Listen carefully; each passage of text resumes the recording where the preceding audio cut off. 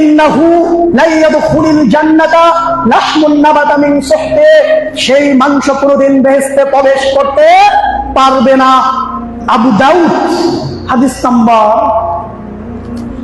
3528, হাদিস তিরমিজি 1358, নাসাই 4464, ইবনে মাজাহ 2137, সহিহুল জামে 1566। বিস্তারিত এতক্ষণ আলোচনার দলিল এটা। এরপরে আসুন আন জারির বিন আব্দুল্লাহ রাদিয়াল্লাহু তাআলা আনহু, জাবের রাদিয়াল্লাহু তাআলা আনহু থেকে বর্ণিত, আন্না রাসূলুল্লাহ সাল্লাল্লাহু আলাইহি ওয়াসাল্লাম, আল্লাহ রাসূল সাল্লাল্লাহু আলাইহি ওয়াসাল্লাম قال يا كعب بن عزرة إنه لن يدخل الجنة।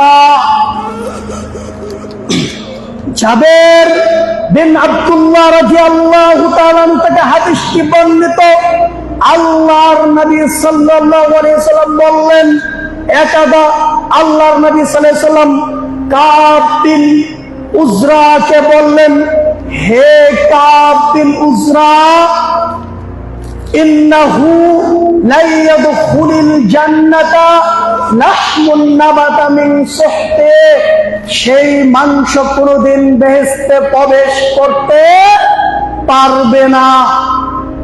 আল্লাহর নবী কাব বিন উজরাকে বললেন, হে কাব বিন উজরা, সেই মাংস, যেই বস্তু হারাম খাদ্য দ্বারা প্রতিপালিত হবে, তার ওই বস্তু, ওই দেহ জান্নাতে প্রবেশ করিবে না। যেই বস্তু, যেই মাংস পুষ্টি সাধন হারাম খাদ্য দ্বারা করা হয়েছে, তার জন্য জাহান্নাম উপযুক্ত। কাব বিন উজরা রাদিয়াল্লাহু তাআলা আনহু বললেন, আমাকে আল্লাহ রাসূল সাল্লাল্লাহু আলাইহি ওয়াসাল্লাম বললেন, হে কাব বিন উজরা, সেই মাংস কোনদিন বেহেশতে প্রবেশ করতে পারবে না, সেই মাংসের জন্য জাহান্নাম উপযুক্ত, যার লালিত পালিত হয়েছে হারাম খাদ্য দ্বারা, হারাম বস্তু দ্বারা। যে হারাম খাদ্য দ্বারা আপনার শরীরে যেই গোশতকে আপনি জীবিত রাখলেন, যেই রক্তকে জীবিত রাখলেন, যেই গোশত